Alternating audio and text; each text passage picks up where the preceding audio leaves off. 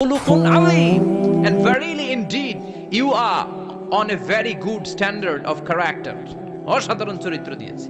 বিশ্বনবীর চরিত্র বুঝাতে যে আল্লাহ কি শব্দ ব্যবহার করেছেন কথা বলে না, তাফসীর শিখে যেতে হবে। কোন শব্দ ব্যবহার করেছেন? আজিম। আবার আল্লাহ নিজের পরিচয় দিতে যে আজিম বলেছেন, ওয়ালা ইয়াউদুহু হিফযুহুমা ওয়া হুয়াল আলিয়্যুল আযীম। সুবহানাল্লাহ। আকাশ জমিনের নিয়ন্ত্রণ করতে যে আল্লাহ কখনো ক্লান্ত হয় নাকি? কারণ তিনি হচ্ছেন আল আলিয়্যুল আযীম। আল্লাহু আকবার। তার মানে নবীর চরিত্রের ক্ষেত্রে আজিম, আল্লাহর নিজের সত্তার ক্ষেত্রে আল্লাহ বললেন আযীম। আবার বললেন কিয়ামতের দিন গোটা পৃথিবীটারে আমি নাড়িয়ে দেব, গোটা পৃথিবীতে একটা আমি ভূমিকম্প দিব। এই কথাও কোরআনে আছে না নাই? ইযা জুলজিলাতিল আরদু জিলজালাহা আল কারিয়াতু মাল কারিয়া। পুরো পৃথিবী কাঁপিয়ে দিব। এই কাঁপাকাঁপিটা ওই দিনের ভূমিকম্পটা কি অন্যান্য সময়ের ভূমিকম্পের মতো হবে? এই ভূমিকম্পকে আল্লাহ বলেছেন আজিম। ইন্না জালজালাতাস সাআতি লা শাইউন আযীম।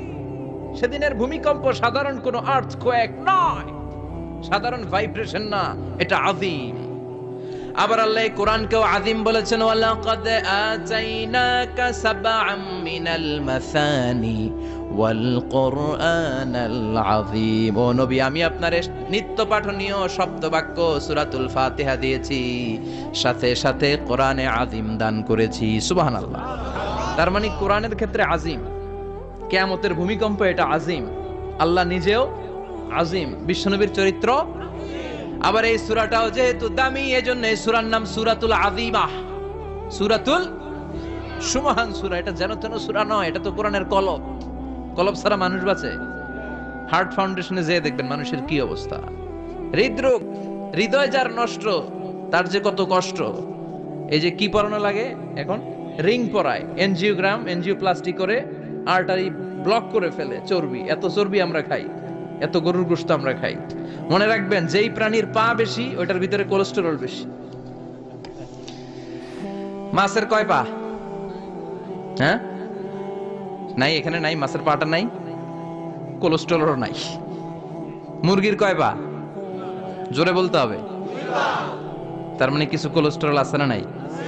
গরুর কয় পা? কোলেস্টেরল বেশি না কম? এইবার কোন চিংড়ির কয় পা? সবচেয়ে বেশি কোলেস্টেরল কন্টেইন করে শ্রিম্প, প্রন, চিংড়ি। এজন্য এগুলো কম খাইতে হবে। তবে 40-এর আগে যারা আছেন ধুমায়া খান, 40-এর পরে এই যে মাটন, ল্যাম্প, ছাগলের গোশ, খাসির গোশ, চিংড়ি, এগুলো আপনার ডায়েট থেকে বাদ দিয়ে দিতে হবে। বুঝতে পেরেছেন? এজন্য এই সূরাটা যেন তেন সূরা নয়, এটা তো কোরআনের কলিজা, হার্ট, হৃদয়। এজন্য সূরাটা সূরাতুল আযীমা। সুবহানাল্লাহ পড়েন। তার মানে এক নম্বরে পেলাম সূরাতুল কাদিয়াহ, 2 নম্বরে পেলাম সূরাতুল আযীমা, 3 নম্বরে সূরার আরেক নাম হলো সূরাতুল মুইম্মা। সূরাতুল মুইম্মা। মুইম্মার 2 অর্থ। এক অর্থ হচ্ছে এটার বরকতটা আম, সবার জন্য, যেই পড়ে সেই বরকত পায়, এজন্য মুইম্মা। আবার মুইম্মার আরেক অর্থ হচ্ছে যেই সূরা শত্রুকে অন্ধ করে দেয়। কি করে দেয়? এই সূরার প্রথম 9টা আয়াত যদি বিপদে পড়ে, শত্রুর কবলে পড়ে আপনি তেলাওয়াত করেন, শত্রুর চোখটারে অন্ধ করে দিবে কে? আল্লাহ। বিশ্বনবী মক্কা থেকে যখন মদিনায় যায়, হিজরতের সময় বিশ্বনবী সূরাতুল ইয়াসিনের প্রথম 9টা আয়াত তেলাওয়াত করলেন। তেলাওয়াত করে আল্লাহর নাম নিয়ে ঘর থেকে বের হলেন। আশেপাশে কাফেররা ঘুরে কিন্তু বিশ্বনবীরে দেখে না, সবাই খালি এরকম এরকম করে, ডানে বায়ে হাতায়, বিশ্বনবীর সামনে দিয়ে যায়, কিন্তু কাফেরদের চোখ অন্ধ করে দিয়েছে কে? আল্লাহ। এজন্য কোরআন তেলাওয়াত করলে কাফেরদের চোখকে অন্ধ বানায় দেয় কে? আল্লাহ। এজন্য সূরার একটা নাম হচ্ছে সূরাতুল মুইম্মা। কি নাম? অন্ধ করে দেয়। তাফসিরে কুরতুবীর মুসান্নিফ ইমাম আল কুরতুবী, উনাকে জালিম বাদশা বন্দী করেছিল। ওনার তাফসিরে এসেছে উনি শক্তিশালী লোক ছিলেন, জেলখানা ভেঙে বাঁচার জন্য দিয়েছে দৌড়। উনারেও ধরার জন্য জালিম বাদশার সৈনিকেরা ঘোড়া নিয়ে রওনা হয়েছে। উনিও দৌড়ায়, ঘোড়াও পেছন থেকে আসে। ওমিয়া মানুষ কি ঘোড়ার দৌড়ের সাথে পারে? উনি হাঁটতে হাঁটতে হয়রান হয়ে এক বালুর ময়দানে যে ধপাস করে পড়েছেন। ওরাও ঘোড়া দিয়ে এসে নেমেছে, কিন্তু আজীব তামাশা, উনি বালুতে ধপাস করে পড়েই সূরাতুল ইয়াসিনের প্রথম 9 আয়াত তেলাওয়াত করতে শুরু করেছেন। ওরা নিচে নেমে ডানে বায়ে সামনে পিছনে খালি খুঁজে, কিন্তু দেখে না, সামনেই কিন্তু বসা। ওদের চোখটা অন্ধ করে দিছে কে? বিশ্বাস হয়, ঈমান হয়? এজন্য বিপদে পড়লে সূরা ইয়াসিনের প্রথম 9 আয়াত পড়তে রাজি আছেন? আল্লাহ তুমি তৌফিক দাও। আর জোরে পড়েন আমিন।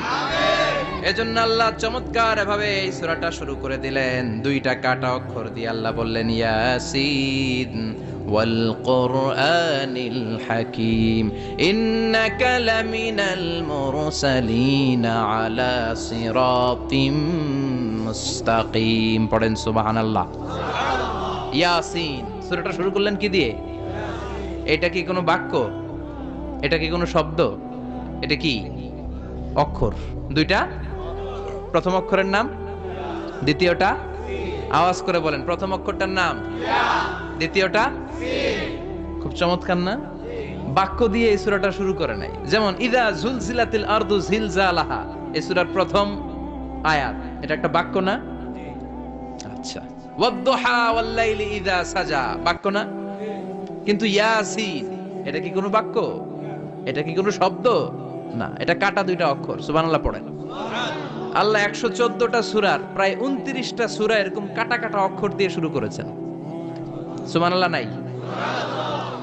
এই 29টা সূরা কখনো আল্লাহ একটা অক্ষর দিয়ে শুরু করেছেন, কখনো দুইটা অক্ষর দিয়ে, কখনো তিনটা দিয়ে, কখনো চারটা দিয়ে, কখনো পাঁচটা দিয়ে। একটা অক্ষর দিয়ে আল্লাহ কোরআনের সূরা শুরু করেছেন। এরকম একটা সূরা বলেন। নুন ওয়াল কলামি ওয়া মা ইয়াসতুরুন। নুন, নুন দিয়ে সূরা শুরু হয়ে গেছে। তারপরে কফ, এক অক্ষর দিয়ে সূরা শুরু হয়ে গেছে। সুবহানাল্লাহ পড়েন। সুবহানাল্লাহ। এবার বলেন দুই অক্ষর দিয়ে সূরা শুরু হয়েছে এরকম সূরা বলেন। এত দূরে যান কেন? এটা আছে না নাই? ইয়াসিন। সুবহানাল্লাহ পড়েন। ইয়াসিন দুই অক্ষর দিয়ে। তারপরে হামিম। এবার তিন অক্ষর দিয়ে আল্লাহ সূরা শুরু করছেন এরকম। আলিফ লাম তা সিন মিম। আল্লাহু আকবার। আবার চারটা অক্ষর দিয়ে সূরা শুরু হয়েছে এরকম আছে না নাই? আবেশরাব কোন? আলিফ লাম মিম র, আলিফ লাম মিম সাদ আছে না নাই? আবার পাঁচটা কাটা অক্ষর দিয়ে সূরা শুরু হয়েছে এরকম সূরাও আছে না নাই? সূরা মারিয়ামের শুরুতে কি আছে? কাফ হা ইয়া আইন সাদ। সুবহানাল্লাহ পড়েন। এরকম প্রায় 29টা সূরা আল্লাহ কাটা কাটা অক্ষর দিয়ে শুরু করেছেন। কোনো বাক্য দিয়ে নয়, কোনো শব্দ দিয়ে নয়। কি দিয়ে? হারফ দিয়ে। হারফ, এই হারফগুলোরে বলে হুরুফ আত-তাহাজ্জি বা হুরুফ আল-মুকাত্তাআত, কাটা কাটা অক্ষর। মনে রাখবেন কোরআনের আয়াতগুলো দুই ভাগে বিভক্ত, একটা মুহকাম, একটা মুতাশাবিহ। মুহকাম মানে যেগুলোর অর্থ আমরা জানি, যেগুলোর ব্যাখ্যা আমরা জানি, যেটার ইন্টারপ্রিটেশন, এক্সপ্লেনেশন আমাদের জানা আছে। আর মুতাশাবিহ আমরা অর্থ জানি না, আমরা ব্যাখ্যা জানি না, এটা দিয়ে আসলে কি বুঝাইছে আমরা কেউ জানে না। জানে একজন, চিল্লায় বলেন তিনি কে?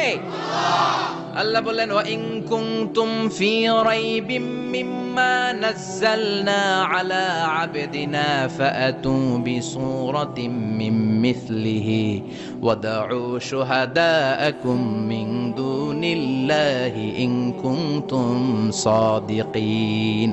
আল্লাহ বললেন ও জাহেলি যুগের লোকেরা, শোনো শোনো, এত আরবি কবিতা বানাতে পারো, এত গল্প লিখতে পারো, আরবিতে এত নোবেল বানাতে পারো, উপন্যাস বানাতে পারো, আর্টিকেল লিখতে পারো।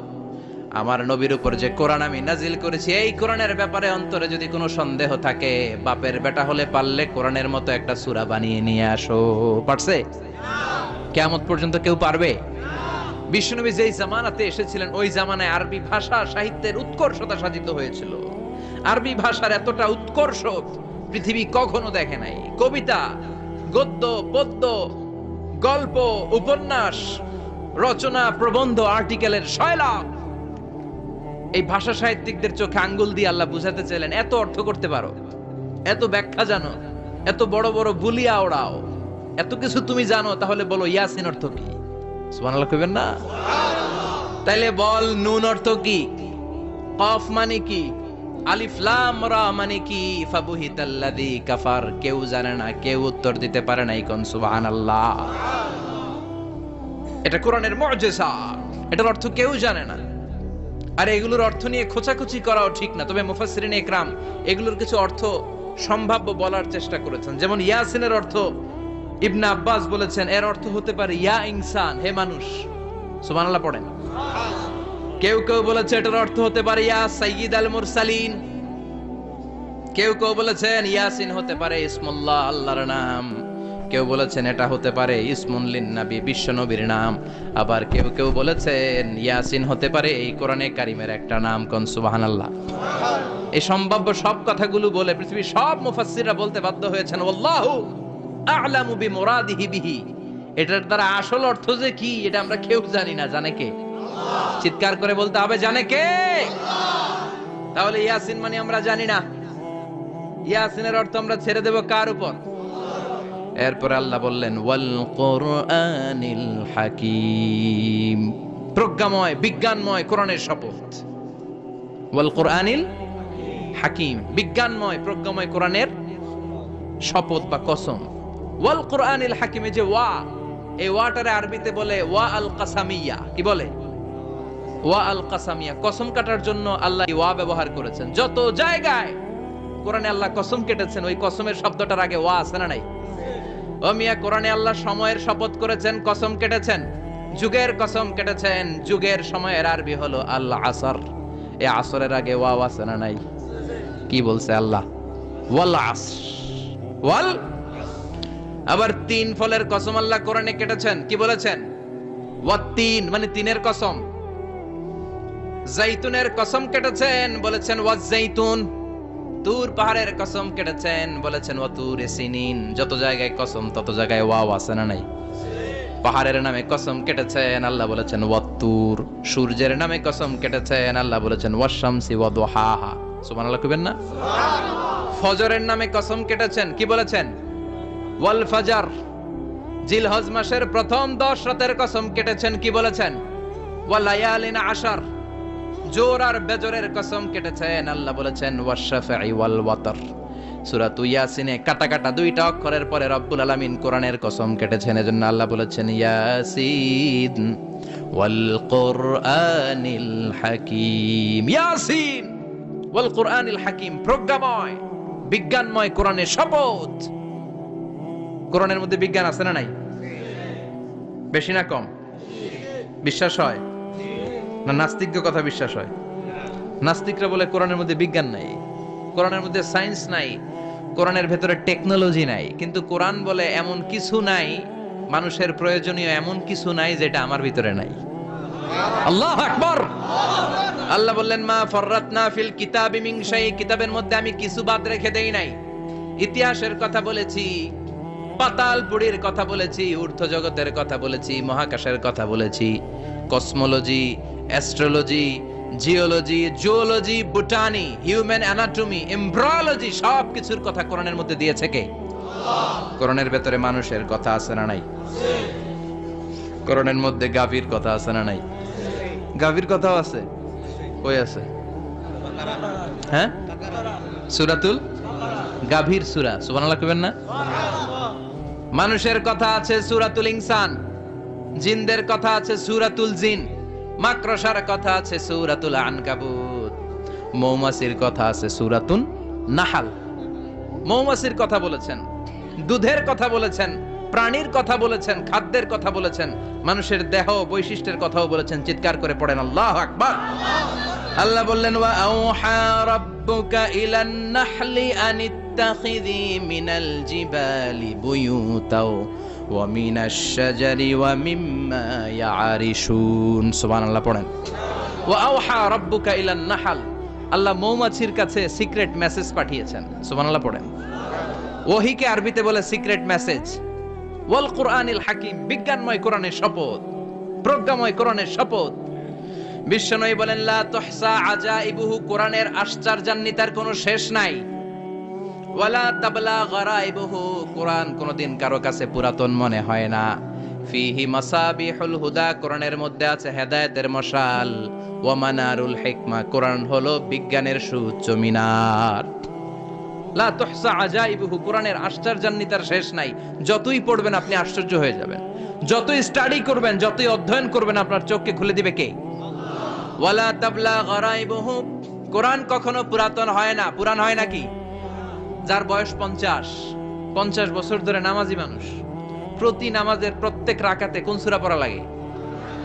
তো 50 বছর যদি কেউ নামাজি হয় তাহলে কত লক্ষবার উনি সূরা ফাতিহা পড়ছে উনি নিজে জানে? তারপরেও কোনোদিন কি মনে হয়েছে সূরা ফাতিহাটা একটু পুরান পুরান লাগে? আজকে কুল হল্লা দিয়ে শুরু করো, কথা বলেন, পুরান লাগছে কোনোদিন? এত পড়ছি এটা, আজকে আর এটা না, আজকে আর একটা, এরকম মনে হয়? ওয়ালা তাবলা গারাইবুহু, পুরান লাগে না। প্রতিদিন নতুন, প্রতিনিয়তই নতুন, অলওয়েজ নিউ, সব সময় নতুন। এজন্য বিশ্বনবী বললেন লা তুহসা আজাইবুহু, কোরআনের আশ্চর্যান্বিতার শেষ নাই। ওয়ালা তাবলা গারাইবুহু, কোরআন কখনো পুরাতন হয় না। ফিহি মাসাবিহুল হুদা, কোরআনের মধ্যে আছে হেদায়েতের মশাল। ওয়া মানারুল হিকমা, কোরআন হলো বিজ্ঞানের সুউচ্চ মিনার। সুবহানাল্লাহ। আল্লাহ বললেন ওয়া আওহা রাব্বুকা ইলান নাহাল, আমি মৌমাছির কাছে মেসেজ দিলাম, সিক্রেট মেসেজ, আনিত্তাখিযি মিনাল জিবালি বুয়ুতা, তোমরা পাহাড়ের মধ্যে তোমাদের বাড়ি বানাও, মৌচাক বানাও। ওমিনা সাজার, গাছের মগ ডালে, বড় বড় ডালে তোমরা বাসা বানাও। ওয়া মিম্মা ইয়ারিশুন, উঁচু উঁচু জায়গায় মৌচাক বানাও, যাতে করে গ্রামের ছোট্ট ছেলেরা ঢিল মারতে না পারে। কোন সুবহানাল্লাহ। মৌমাছির আল্লাহ শিখাই দিছে। নিচু জায়গায় কোনোদিন মৌমাছির বাসা দেখবেন? নিচু জায়গায় সহজে নাগাল পাওয়া যায়, ধরা যায়। কথা কন, ডাল বেয়ে মগ ডালে ওঠা লাগে মধু খাইতে চাইলে। চিল্লায় বলেন ঠিক কিনা? আল্লাহ সিক্রেট মেসেজ দিলেন আর বললেন আনিত্তাখিযি। আলেম যারা আছেন বলেন তো, ইত্তাখিযি এটা কি মুজাক্কারের সিগা না মুয়ান্নাসের সিগা? মুয়ান্নাস, মাশাআল্লাহ। এটা স্ত্রীবাচক শব্দ। আল্লাহ মৌমাছিকে যে মেসেজ করছে পুরুষ মৌমাছিরে কয় নাই, এটা নারী মৌমাছিরে কইছে। চিল্লায় এখন সুবহানাল্লাহ। এখন গবেষণা করে দেখা গিয়েছে কার্ল ভন ফ্রিচ, একজন অস্ট্রিয়ান বিজ্ঞানী, উনি এটা নিয়ে গবেষণা করে 73 সালে 1973 তে নোবেল পেয়ে গেছে। এই আয়াতের উপর গবেষণা করে আল্লাহ কেমন করে সিক্রেট মেসেজ দিয়েছেন, কেমন করে মৌমাছি মৌচাকের বাসা বাঁধে, কেমন করে মধু আহরিত হয়, এটার উপর গবেষণা করে উনি একটা বই লিখেছেন, দ্য ডান্সিং বিস। নেচে যাওয়া মৌমাছিগুলো, নাচতে নাচতে যেতে থাকা মৌমাছিগুলোর উপর একটা বই লিখে, দ্য ডান্সিং বিজ লিখে উনি নোবেল প্রাইজ পেয়েছেন এই মধুর উপরে। চিল্লায় পড়েন আল্লাহু আকবার। এখন কোরআনের আয়াত থেকে বোঝা গেল আনিত্তাখিযি মিনাল জিবালি বুয়ুতা, আল্লাহ নারী মৌমাছিকে বলেছেন মৌচাক বানাও, তোমাদের মধু রাখার জন্য বাসা বানাও। কার্ল ভন ফ্রিচ গবেষণা করে পেয়েছে মৌচাকের বাসা বানানো হয়, মধু আহরণ করা হয়, যেই মৌমাছিটা নেতৃত্ব দেয় এটা পুরুষ মৌমাছি নয়, এটা হলো মহিলা মৌমাছি। কোন সুবহানাল্লাহ। পুরো মৌচাকের মধ্যে মধু আহরণ, মধু নেওয়া, পুরো প্রসিডিউরটা সারার জন্য কোনো পুরুষ মৌমাছি লিডিং দেয় না, লিডিং দেয় একটা নারী মৌমাছি, স্ত্রী মৌমাছি। এজন্য ইত্তাখিয, ম্যাসকুলিন জেন্ডার ইউজ না করে আল্লাহ বলেছেন ইত্তাখিযি। নারী মৌমাছিকে আল্লাহ অ্যাড্রেস করে বলেছেন যাও মৌচাক বানাও আর এটার মধ্যে মধু আহরণ করো। চিল্লায় পড়েন আল্লাহু আকবার।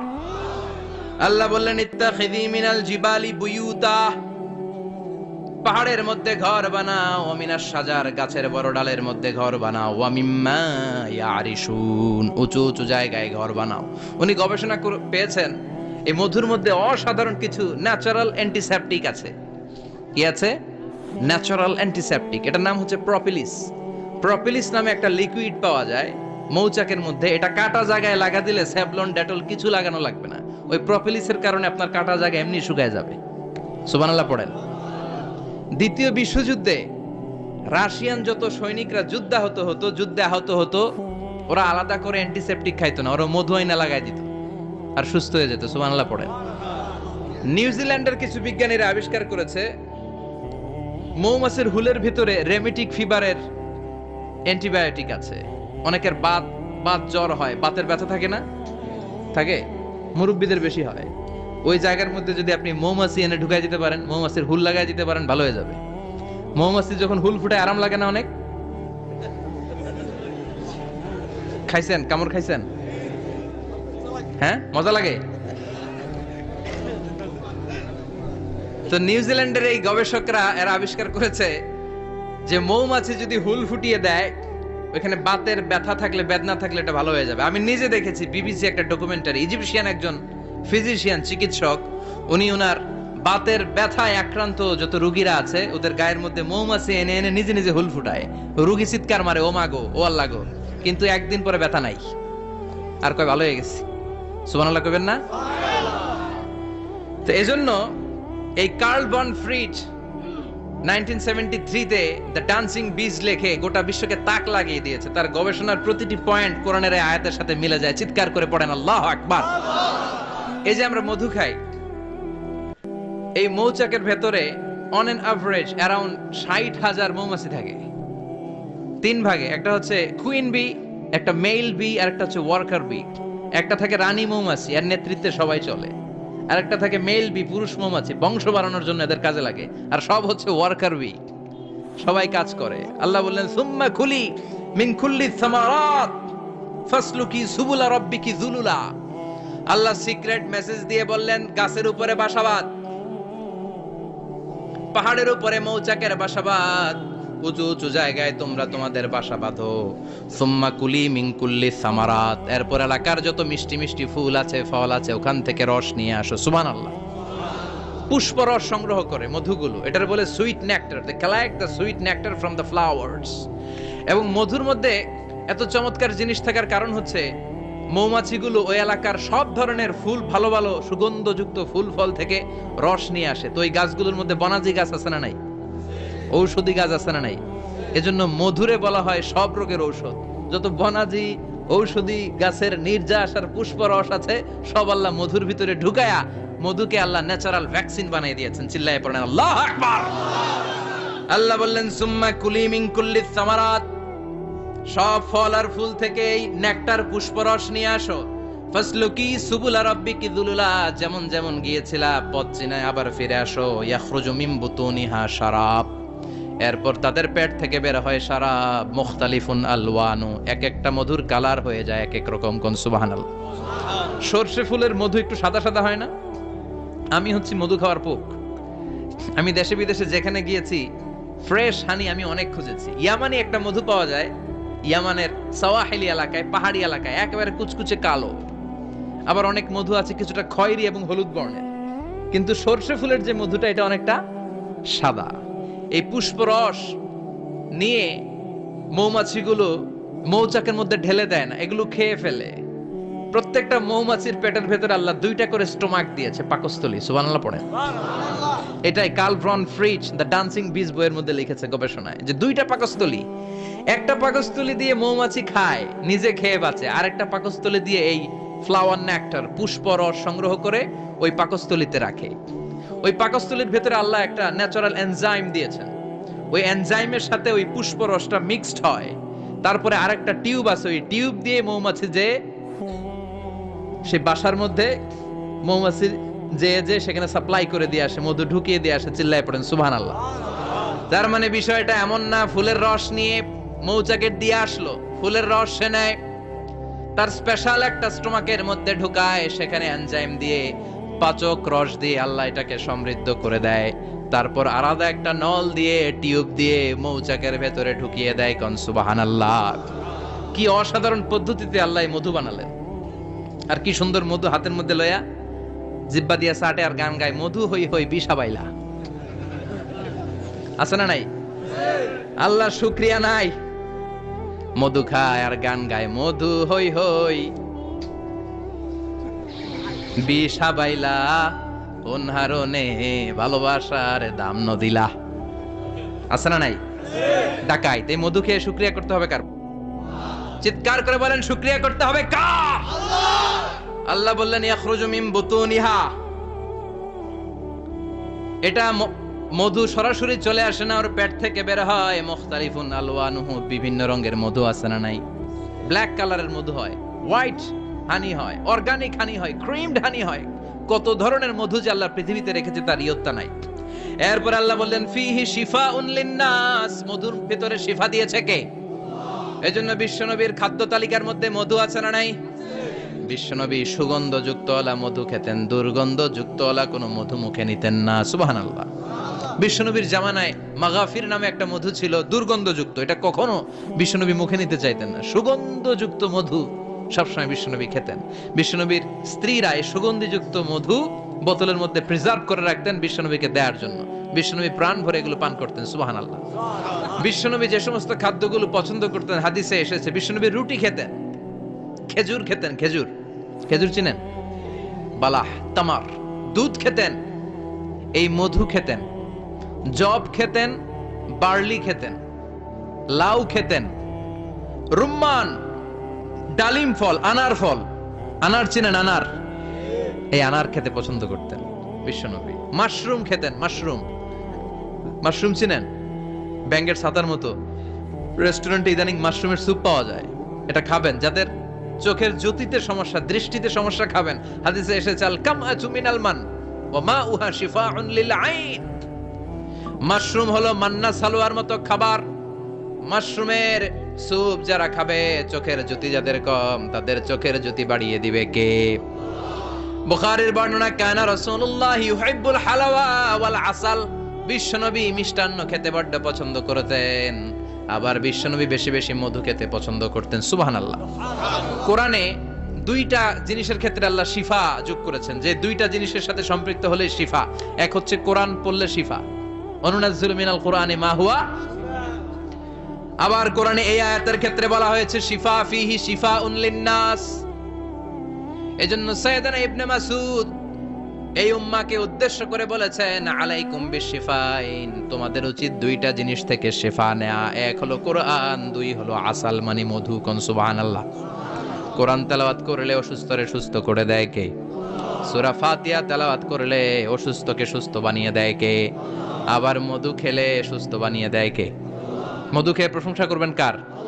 নাকি মধু হই হই বিষাবাইলা বলবেন এগুলা কখনো?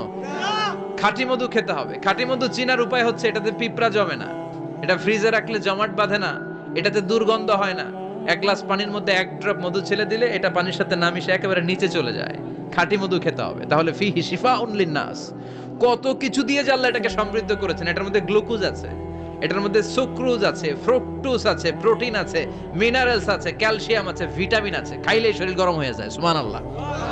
এজন্য শীতকালে বেশি বেশি খাবেন, জাম্পাল লাগবে না। শীতকালে মধু খেয়ে রাত্রে বেলায় বের হবেন, আর মাফলার পেঁচিয়ে বের হওয়া লাগবে না। সুবহানাল্লাহ পড়েন। তার মানে আল্লাহ বললেন ইয়াসিন ওয়াল কোরআনিল হাকিম, প্রজ্ঞাময় বিজ্ঞানময় কোরআনের কসম।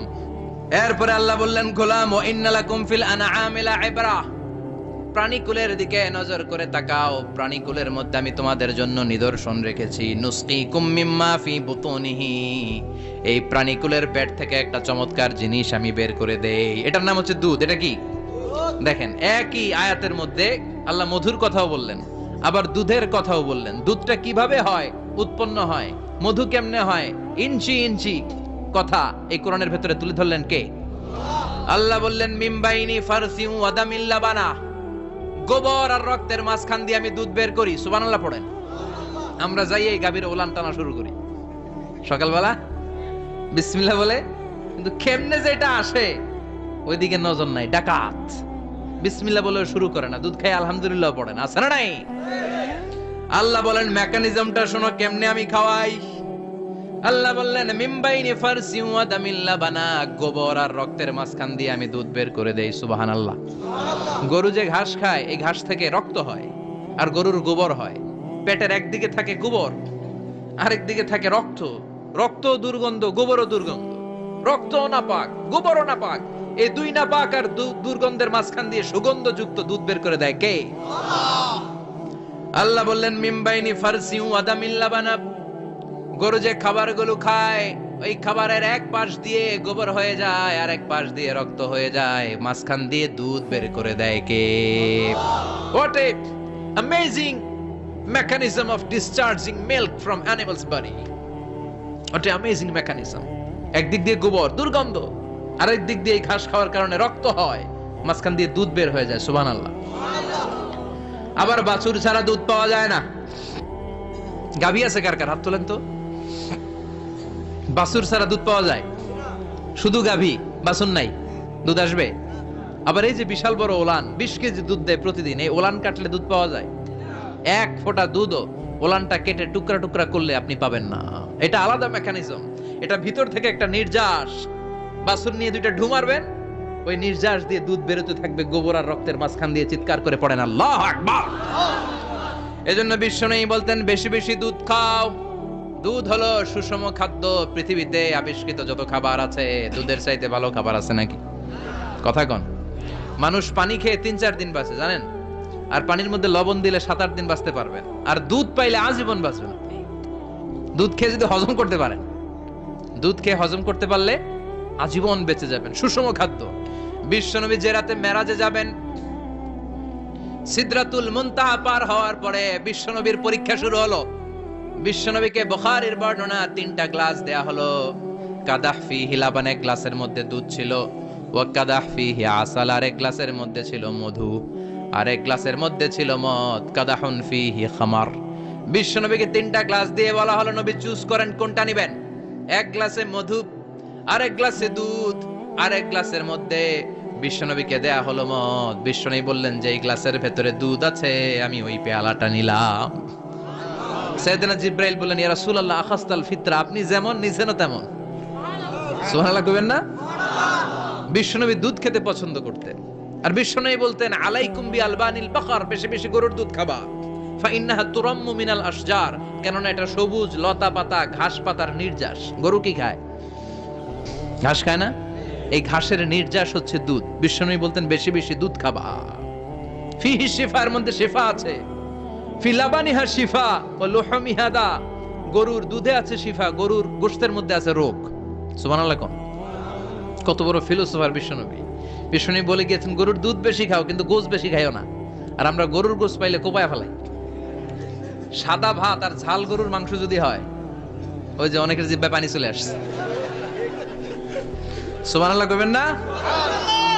বিশ্বনবী বলতেন দুধ খাও, গোশত খাইও কম। গরুর গোশত কম খাবা, গরুর দুধ বেশি খাবা। সুস্থ রাখবে কে? আল্লাহ। আবার বিশ্বনবী মায়েদেরকে বলেছেন, ও মায়েরা, সন্তান হওয়ার পরে 2 বছর দুধ খাওয়াবা। আল্লাহু আকবার। ওয়াল ওয়ালিদাতু ইউরদি'না আওলাদাহুন্না হাওলাইনি কামিলাইনি লিমান আরাদা আন ইউতিম্মার রাদাআ। সন্তান যারা পেয়েছো মায়েরা, বোনেরা, 2 বছর দুধ খাওয়া সন্তানকে সুস্থ রাখবে কে? বাচ্চা ডেলিভারির পরপরই আল্লাহ তাআলা মায়ের বুকে একটা দুধ দেয়, এটাকে বলে শাল দুধ। এটা হচ্ছে বাচ্চার জীবনের প্রথম প্রাকৃতিক টিকা। সুবহানাল্লাহ কয় না? এটা বেবির জীবনে ন্যাচারাল প্রাকৃতিক টিকা, প্রতিষেধক আল্লাহ দিয়ে দিয়েছে। আপনার বাচ্চাকে টিকা দিন, স্লোগান আছে না? 5টা-7টা টিকা দেয়া লাগে। প্রথম টিকাটা আল্লাহ নিজেই ফ্রি দিয়ে দিয়েছে। এটা শাল দুধের ভেতরে পাওয়া যায়। এজন্য বাচ্চাকে শাল দুধ খাওয়াতে হবে। তার ব্রেনের গ্রোথ হবে, সে শক্তিশালী হবে, সে দেশপ্রেমিক হবে, সে আল্লাহওয়ালা হবে। চিল্লা এখন ঠিক কিনা? যে মায়েরা বাচ্চারে দুধ খাওয়ায়, ওই বাচ্চারা মায়েরে ভালোবাসে বেশি। আর যেই মা গুলো বাচ্চারে দুধ না খাওয়ায় আর ডানু খাওয়ায়, আর কি কি আছে? হরলিক্স আর সিরালেক, কমপ্লেট। যারা এগুলো খাওয়াবে, ডানু খাওয়াবে, যারা ল্যাকটোজেন খাওয়ায়, যারা বুকের দুধ খাওয়াতে চায় না কোনো কারণ ছাড়া, 2 বছর বাচ্চারে দুধ দিতে চায় না, এই বাচ্চাগুলো বড় হলে ওই মারে বৃদ্ধাশ্রমে দিয়ে আসবে। কথা কন, কথা কন। এজন্য মায়েরা, বোনেরা, সন্তান হলেই তাকে বুকের দুধ দিয়ে আল্লাহর পক্ষ থেকে যে টিকাটা, এই টিকাটা পেটের ভেতরে ঢুকায় দিতে হবে। চিল্লা এখন ঠিক কিনা? এটা হচ্ছে ন্যাচারাল টিকা। এজন্য আল্লাহ বললেন, ইয়াসিন ওয়াল কোরআনিল হাকিম। ইয়াসিন, বিজ্ঞানময় কোরআনের শপথ। কোরআনের মধ্যে বিজ্ঞান আছে না নাই? অভাব নাই। কয়টা শুনবেন? আল্লাহ কসমোলজির কথা বলেছে, অ্যাস্ট্রোলজি কথা। কসমোলজি হচ্ছে সৃষ্টি তত্ত্ব। কসমোলজি কি? সবাই বলেন কসমোলজি কি? আল্লাহ বললেন, আওয়ালাম ইয়ারাল্লাযীনা কাফারু আন্নাস সামাওয়াতি ওয়াল আরদা কানাতা রাতকান ফাফাতাকনাহুমা। কাফেররা কি দেখে না মহাবিশ্বের সব কিছু একসাথে মিলে ঝিলে ছিল, বিশাল এক বিস্ফোরণের মাধ্যমে আমি মহাবিশ্ব তৈরি করেছি। সুবহানাল্লাহ। আদিতে, শুরুতে কিন্তু সব আকাশ, বাতাস, জমিন, চন্দ্র, সূর্য, নক্ষত্র, গ্রহ, নিহারিকা পুঞ্জ, গ্যালাক্সি, ব্ল্যাক হোল, সবকিছু মিলেমিশে একসাথে ছিল। এটার ঘনত্ব ছিল খুব বেশি। মহাবিশ্বের সবকিছু ছিল একটা বিন্দু। এটাকে বিজ্ঞানীরা নাম দিয়েছে দ্য সিঙ্গুলারিটি, মহা একত্ব। এরপর একটা প্রচন্ড বিস্ফোরণের মধ্য দিয়ে মহাবিশ্ব সৃষ্টি হয়েছে। এটার ওরা নাম দিয়েছে বিগ ব্যাং থিওরি। কি নাম? স্টিফেন হকিং সবচেয়ে বড় পদার্থবিজ্ঞানী ছিল। সে একটা বই লিখেছে, from the brief history of time, a brief history of time from big bang two black hole. সেখানে সে প্রমাণ করেছে কোরআনের এই আয়াত, কানাতা রাতকান, মহাবিশ্বের সবকিছু একটা বিন্দু ছিল। চাঁদ, সূর্য, গ্রহ, তারা সব কি ছিল? কথা বলেন, সবাই বলেন। একটা মাত্র বিন্দু ছিল। আল্লাহ বলেন, don't the disbeliever observe that the heavens and earth were joined together, then I separated with a gigantic sound, explosion. সব একসাথে ছিল, চাঁদ, তারা, আকাশ, নদী, নালা সব একসাথে। তারপরে একটা বিকট বিস্ফোরণের মধ্য দিয়ে পৃথিবী হয়েছে, এ চাঁদ হয়েছে, চন্দ্র হয়েছে, সূর্য হয়েছে, মহাবিশ্বের সবকিছু এই মহাবিস্ফোরণের মধ্য দিয়ে হয়েছে। চিৎকার করে পড়েন আল্লাহু আকবার। এই যে ছোট্ট পৃথিবীতে আমরা বসে আছি, এই পৃথিবীর চেয়ে সূর্য 13 লক্ষ গুণ বড়। চিল্লায় পড়েন আল্লাহু আকবার। এটা কি বাড়ির কাছের কথা? 13 লক্ষ গুণ বড়, কল্পনা করা যায়? তার মানে কি সূর্যই সবচেয়ে বড়? না, সূর্যের চেয়ে অনেক বড় বড় তারা আছে। ব্যাটেলজিউস নামে একটা তারা আছে মহাকাশে, যেটা যে সূর্য পৃথিবীর চেয়ে 13 লক্ষ গুণ বড়। এই ব্যাটেলজিউস তারা সূর্যের চেয়ে 33 কোটি গুণ বড়। এই ব্যাটেলজিউস তারাটাই কি সবচেয়ে বড়? না, এর চেয়েও কত বড় তারা যা আছে কোনো হিসাব নাই। এরকম বিশাল বিশাল তারা ঘুরতে ঘুরতে মাওয়াকিউন নুজুম, ব্ল্যাক হোল নামে একটা রেঞ্জ আছে। এই রেঞ্জের মধ্যে যদি ঢুকে যায়, ছোট্ট বাচ্চার মুখে চকলেট দিলে বাচ্চা যেমনি চকলেট চুষে খেয়ে ফেলে, এই বিশাল বিশাল তারাগুলো ব্ল্যাক হোলের মধ্যে ঢুকলে এক মুহূর্তের মধ্যে নিঃশেষ হয়ে যায়। চিল্লায় পড়েন আল্লাহু আকবার। এজন্য আল্লাহ বললেন, ফালা উকসিমু বিমাওয়াকিউন নুজুম, এই তারকা নিঃশেষ হওয়ার যে জায়গাটা, এই জায়গার কসম আমি কোরআনের মধ্যে খেলাম। এই ব্ল্যাক হোলের রেঞ্জের ভেতরে তারা আসলে মুহূর্তের মধ্যে নিঃশেষ বানিয়ে দেয় কে? একটা তারার চেয়ে আরেকটা তারা বড়। এরকম হাজার কোটি তারা মিলে আমাদের গ্যালাক্সি। এই গ্যালাক্সির নাম হচ্ছে মিল্কি ওয়ে। কি নাম? আমাদের গ্যালাক্সির নাম কি? সবাই বলেন তো। Milky Way. কি নাম? এরকম একটা গ্যালাক্সি না, লক্ষ কোটি গ্যালাক্সি আছে। আমাদের গ্যালাক্সির পরে সবচেয়ে কাছের গ্যালাক্সির নাম অ্যান্ড্রোমেডা। কি নাম? এই অ্যান্ড্রোমেডা গ্যালাক্সি আমাদের গ্যালাক্সি থেকে 2.5 মিলিয়ন লাইট ইয়ার দূরে, মানে 25 লক্ষ লাইট ইয়ার। সুবহানাল্লাহ কইবেন না? আলোর গতি হচ্ছে পৃথিবীতে সবচেয়ে বেশি বর্তমান সময় পর্যন্ত, জানেন? সেকেন্ডে কত মাইল? 1,86,000 মাইল। এক সেকেন্ডে আলো ছুটে 1,86,000 মাইল বেগে। এত বেগের কোন প্লেন বা রকেট নিয়ে যদি আপনি আমাদের গ্যালাক্সি থেকে মিল্কি ওয়ে থেকে অ্যান্ড্রোমেডাতে যেতে চান, তাহলে আপনার 25 লক্ষ বছর লেগে যাবে। সুবহানাল্লাহ বাড়িতে যায় বললেন। এরপর আল্লাহ বললেন, ওয়াস সামাআ বানাইনাহা বিআইদিন ওয়া ইন্না লামুসিউন, আকাশ আমি বানালাম, গ্যালাক্সি আমি বানালাম, বানানোর পর থেকে সবগুলোর আমি প্রশস্ত করতে শুরু করে দিলাম। সব ছিল ক্ষুদ্র, একটা বিন্দুর মধ্যে আমি বিস্ফোরণ করলাম একটা আওয়াজ দিয়ে। আওয়াজটা ছিল কুন। আওয়াজটা ছিল কি? জোরে কোন, আবার কোন। কুন ফায়া ইন্নামা আমরুহু ইযা আরাদা শাইআন আন ইয়াকুলা লাহু কুন ফায়াকুন। আল্লাহ যখন কিছু করতে চান শুধু বলেন কুন, শুধু বলেন বি। কুন মানে বি, ইট ওয়াজ, এটা হয়ে যায়। হাও বলতে দেরি। এই মহাবিস্ফোরণের নেপথ্যে যে শব্দটা ছিল সেটা ছিল কুন। সেটা ছিল কি? আল্লাহ কুন বলতে দেরি, মুহূর্তের মধ্যে বিগ ব্যাং, বিশাল এক্সপ্লোশন, তারপর থেকে মহাবিশ্ব ছড়াচ্ছে। আল্লাহ বলছেন এই কোরআনের ভেতরে বলে দিয়েছেন, ওয়া ইন্না লামুসিউন, আমি এই মহাবিশ্বকে, এই গোটা ইউনিভার্সকে আমি প্রতিনিয়ত সম্প্রসারিত করছি। প্রতিনিয়ত এটা বড় হচ্ছে, সম্প্রসারিত হচ্ছে। চিল্লায় বলেন আল্লাহু আকবার। আজ থেকে মাত্র 20 বছর আগে এটা তারা আবিষ্কার করেছে। এটা কোন সাল? 2000।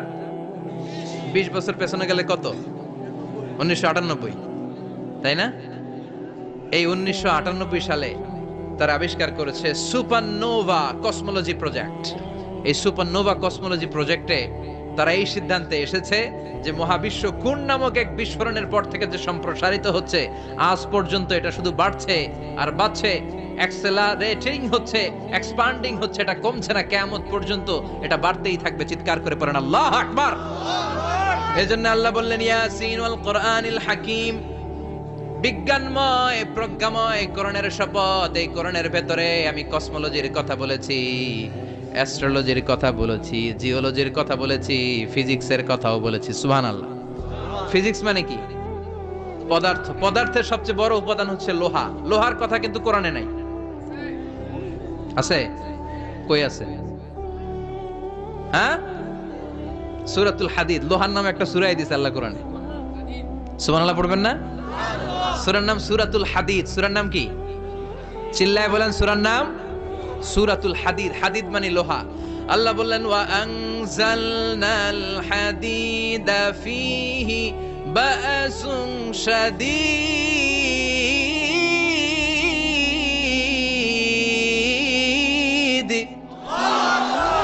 ওয়া আনজালনাল হাদিদ ফীহি বা'সুন শাদীদ, আমি লোহা নাজিল করলাম আর লোহার ভেতরে আমি ভয়ঙ্কর শক্তি ঢুকাইয়া দিলাম। সুবহানাল্লাহ।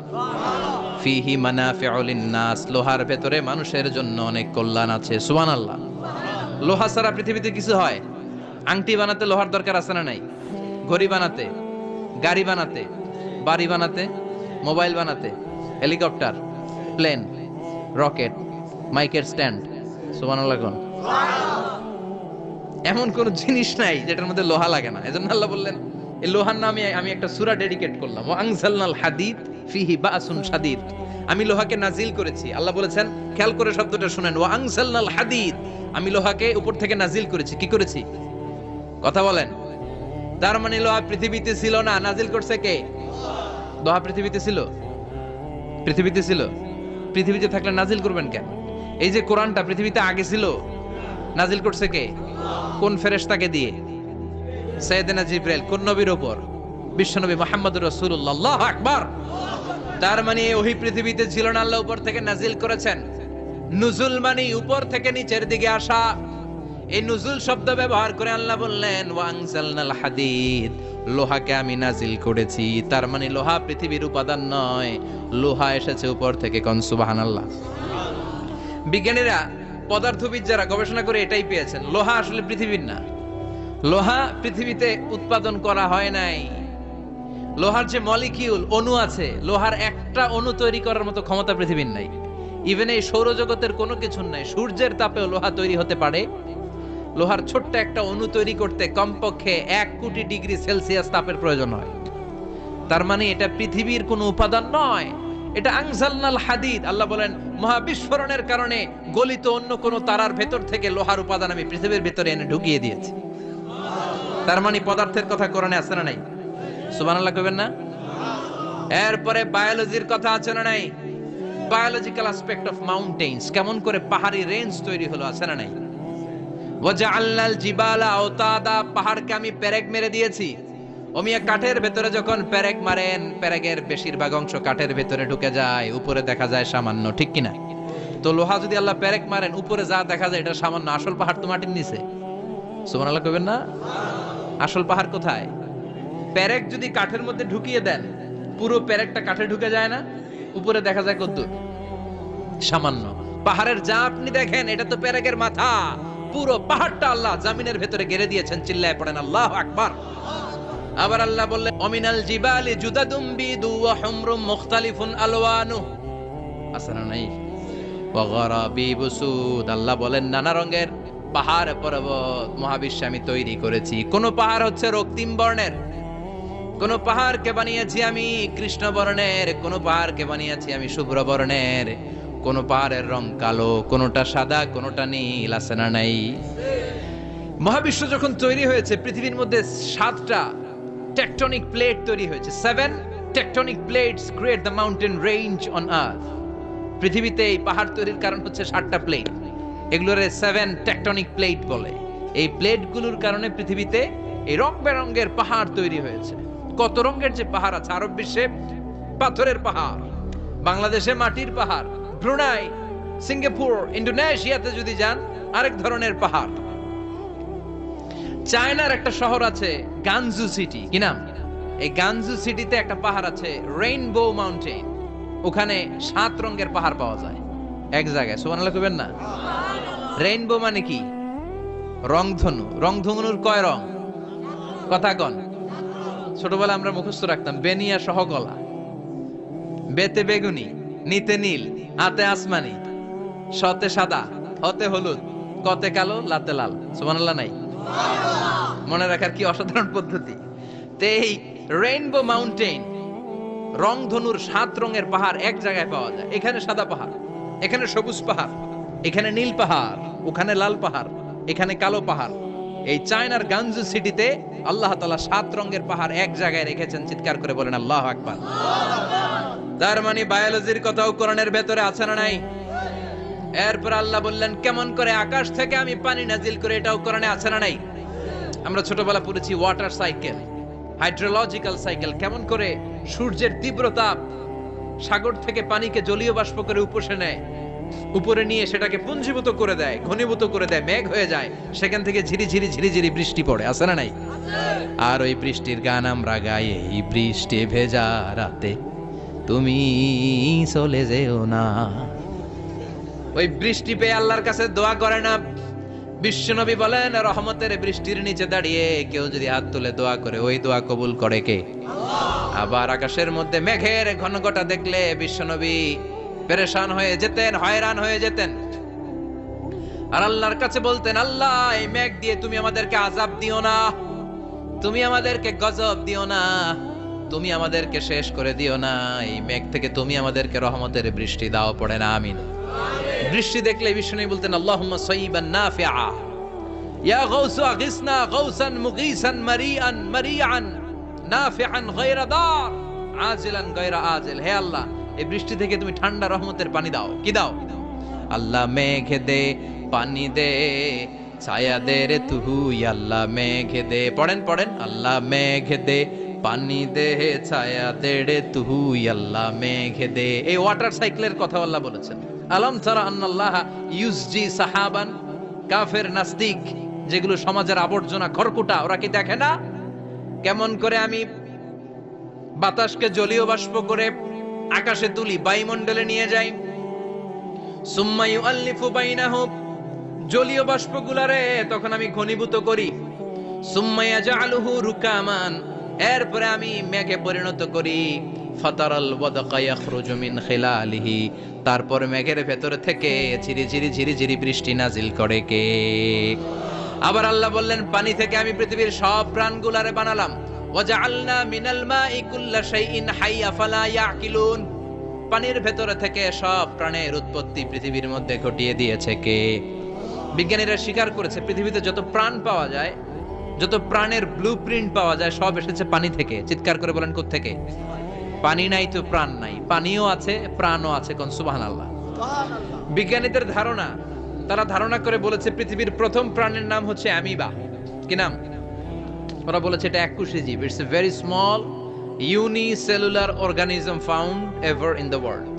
পৃথিবীতে পাওয়া প্রথম এককোষী প্রাণীর নাম হচ্ছে অ্যামিবা। এটা এসেছে শৈবালের মধ্যে, এরপরে জুপ্লাঙ্কটন, ফাইটোপ্লাঙ্কটন, ব্যাকটেরিও প্লাঙ্কটন, একটার পর একটা স্পিসিজ প্রজাতি পৃথিবীতে ডেভেলপ করেছে। কোন সুবহানাল্লাহ। এই পানির কথা কোরআনের ভেতরে বলে দিল কে? এজন্য আল্লাহ বললেন ওয়াল কোরআনিল হাকিম, বিজ্ঞানময় কোরআনের শপথ। এই কোরআনটা বিজ্ঞানের ঠাসা, এই কোরআন আশ্চর্যের শেষ নাই, এই কোরআন কোনোদিন পুরাতন হয় না। এই কোরআনের ভেতরে আল্লাহ দিয়েছেন হেদায়েতের মশাল, আর কোরআনটাকে বানিয়েছেন বিজ্ঞানের সুউচ্চ মিনার। জোরে কোন সুবহানাল্লাহ। তার মানে কোরআনে আমরা কি পেলাম? দুধের কথা পেলাম, মধুর কথা পেলাম, কিভাবে ডায়েট করবেন সেটা আমরা পেলাম, আমরা কসমোলজি পেলাম, অ্যাস্ট্রোলজি পেলাম, বায়োলজি পেলাম, ফিজিক্স পেলাম, ওয়াটার সাইকেল পেলাম। এবার পাতালপুরীর কথার দরকার আছে না নাই? পৃথিবীর একেবারে গভীরতম গভীরে কি আছে? এটা কিন্তু কোরআনে নাই, আছে। পৃথিবীর মাঝখানে যে উত্তপ্ত লাভা আর আগুন, এটা আপনারা জানেন? পৃথিবীর উপর দিয়ে আমরা ঠান্ডা পৃথিবীতে ঘুরে বেড়াই, কিন্তু এর ভিতরে কিন্তু আগুন, লাভা। আল্লাহ কোরআনের মধ্যে ফুটন্ত টকবগে সাগরের কসম খেয়েছেন। আল্লাহ বলেছেন ওয়াল বাহরিল মাসজুর,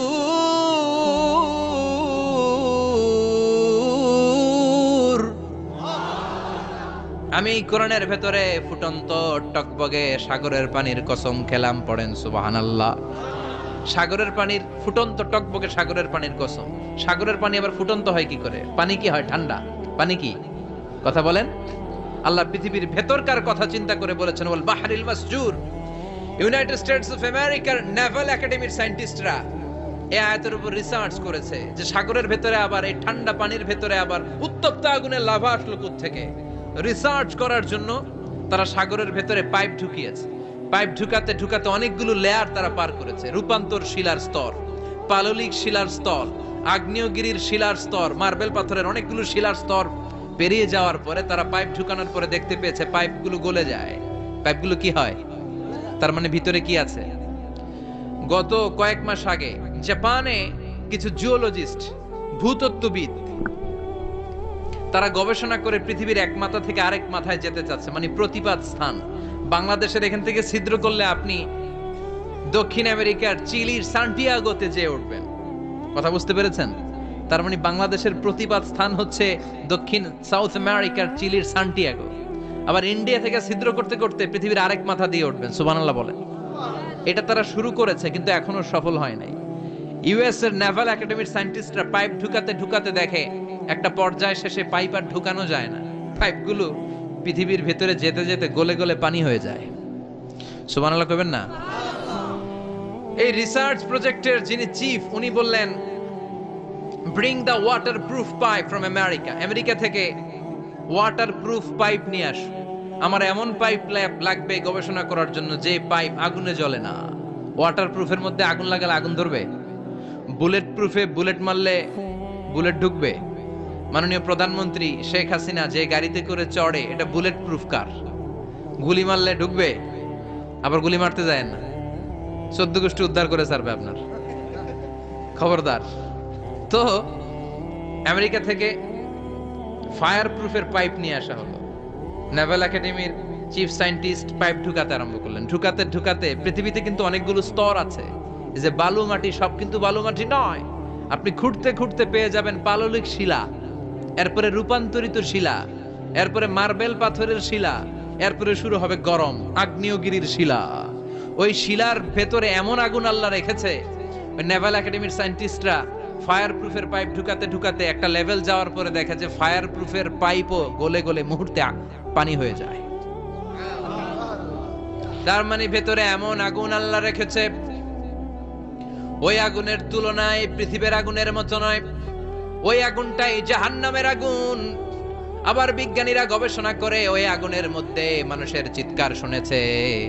এজন্য হাদিসে এসেছে, আল্লাহর ওলিরা, মুমিন বান্দারা মারা গেলে তাদের রূহগুলো আকাশে চলে যায়, ইল্লিনে চলে যায়। আর কাফের মুশরিক আর নাস্তিক গুলো মারা গেলে তাদের আত্মাগুলো পৃথিবীর মাঝখানে সিজ্জিনে চলে যায়। ওই সিজ্জিনের ভেতরে আগুন আছে না নাই? চিল্লায় বলেন। তার মানে পাতালপুরীর কথাও আছে, সাগরের কথাও আছে, আকাশের কথাও আছে। কেমন করে দুনিয়াতে আমরা আসলাম সেটাও আছে। এমব্রয়োলজি, ভ্রূণ তত্ত্বের কথা কোরআনে আছে না নাই? পৃথিবীতে আল্লাহ কয়েক সিস্টেমে মানুষ বানালেন। সৈয়দনা আদমকে বানালেন, মাও নাই বাবাও নাই। সৈয়দনা আদম আলাইহিস সালামের বাবার নাম কি? মায়ের নাম কি? মাও নাই বাবাও নাই। আবার সৈয়দনা ঈসা আলাইহিস সালামকে আল্লাহ তৈরি করলেন, শুধু মা আছে বাবা নাই। আবার আমাদের সবাইকে আল্লাহ বানালেন, মাও আছে বাবাও আছে, ঠিক কি না? এরপরে ছোট্ট এক ফোঁটা নাপাক থেকে আল্লাহ আমাদেরকে বানালেন। এই এক ফোঁটা বীর্যের মধ্যে যে প্রাণ আছে, এটা দুজন বিজ্ঞানী আবিষ্কার করেছে। লিয়েন হুক মাইক্রোস্কোপ যন্ত্র দিয়ে তারা বীর্যের মধ্যে, স্পার্ম ড্রপের মধ্যে গবেষণা করে পেয়েছে যে ওখানে কি যেন নড়ে। ওই এক ফোঁটা ড্রপের মধ্যে কি যেন নড়ে। সেখান থেকে ওরা আবিষ্কার করেছে স্পার্মের ভেতরে, শুক্রাণুর ভেতরে প্রাণের অস্তিত্ব আছে। এক ফোঁটা স্পার্মে, এক ফোঁটা বীর্যের মধ্যে 20 কোটি যদি শুক্রাণু না থাকে, ওই স্পার্ম থেকে আল্লাহ বেবি দেয় না, সন্তান দেয় না। সুবহানাল্লাহ কোন? এজন্য আল্লাহ বললেন, হাল আতা আলাল ইনসানি হিনুম মিনাদ দাহরি লাম ইয়াকুন শাইআম মাযকুরা। ও মানুষ, কেন এত অহংকার করো? নজর করে তোমার জীবনের শুরুটার দিকে একটু তাকাও। কি ছিলা তুমি? এক ফোঁটা নাপাক পানি, একটা স্পার্ম ড্রপ থেকে এসেছো। ইয়াখরুজু মিন বাইনিস সুলবি ওয়াত তারায়েব, বাবার পৃষ্ঠদেশ থেকে মায়ের গর্ভদেশের মধ্যে তোমাকে নিয়ে গেল কে? সেখান থেকে ফি যুলুমাতিন সালাস, 3টা প্যাকেট দিয়ে মায়ের পেটের মধ্যে তোমাকে প্রিজার্ভ করলো কে? আল্লাহ প্রত্যেকটা স্টেজ কোরআনে বলে দিয়েছেন। ফি যুলুমাতিন সালাস, 3টা অন্ধকার প্রকোষ্ঠে আল্লাহ আমাদেরকে প্রিজার্ভ করেছেন। মায়ের ফুলের একটা প্যাকেট, মায়ের জরায়ুর একটা প্যাকেট, আবার মায়ের পেটের একটা প্যাকেট। ওই প্যাকেটের ভিতরে পৃথিবীর কোন কবিরাজের কবিরাজি কাজে লাগছে? ডাক্তারের ডাক্তারি কোন কবিরাজ আম করে খাওয়াইছে? চিল্লায় বলেন, তিনি কে? এরপর আল্লাহ বললেন ফি যুলুমাতিন সালাস, এটা অন্ধকার ছিল।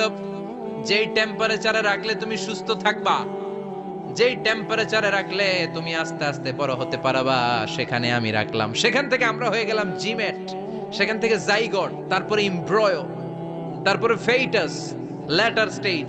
প্রথমে ছিলাম ইনিশিয়াল স্টেজ, তারপরে ল্যাটার স্টেজ, আমরা বড় হতে লাগলাম। আল্লাহ আমাদেরকে হার্ট দিলেন, সিস্টনিক ডায়াস্টনিক, অলিন্দ নিলয় শুরু হয়ে গেল। রুহুর ফুৎকার আমাদের হৃদয়ে ভরে দিল কে?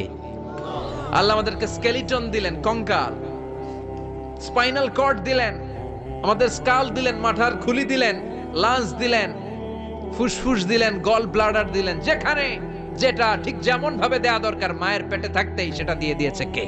আল্লাহ। এরপর 8 মাস আমরা মায়ের পেটে মারে কষ্ট দিলাম।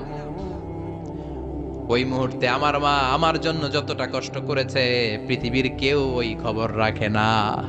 জোরে কোন ঠিক কিনা?